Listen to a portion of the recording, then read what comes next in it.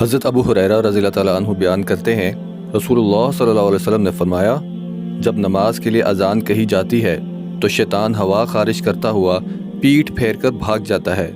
حتیٰ کہ وہ اذان کی آواز نہیں سنتا۔ بس جب اذان مکمل ہو جاتی ہے تو وہ واپس آ جاتا ہے، اور پھر جب نماز کے لیے اقامت کہی جاتی ہے تو وہ پیٹھ پھیر کر بھاگ جاتا ہے، اور پھر جب اقامت مکمل ہو جاتی ہے تو وہ واپس آ جاتا ہے، اور وہ آدمی کے دل میں وسوسہ ڈالتا ہے اور کہتا ہے، فلاں چیز یاد کر، فلاں چیز یاد کر، ایسی باتیں یاد کراتا ہے جو اسے یاد نہیں تھیں،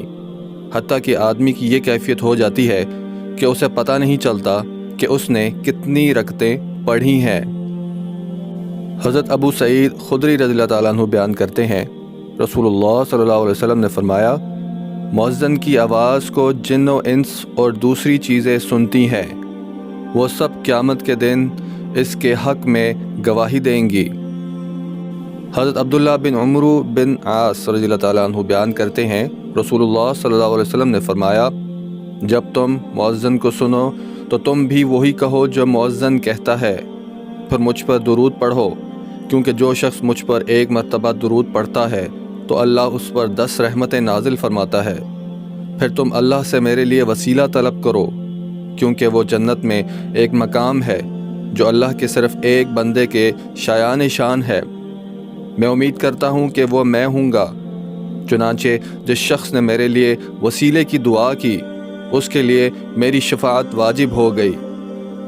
حضرت جابر رضی اللہ تعالیٰ عنہ بیان کرتے ہیں، رسول اللہ صلی اللہ علیہ وسلم نے فرمایا، جو شخص اذان سن کر یہ دعا پڑھے، اے اللہ، اس دعوت کامل اور قائم ہونے والی نماز کے رب،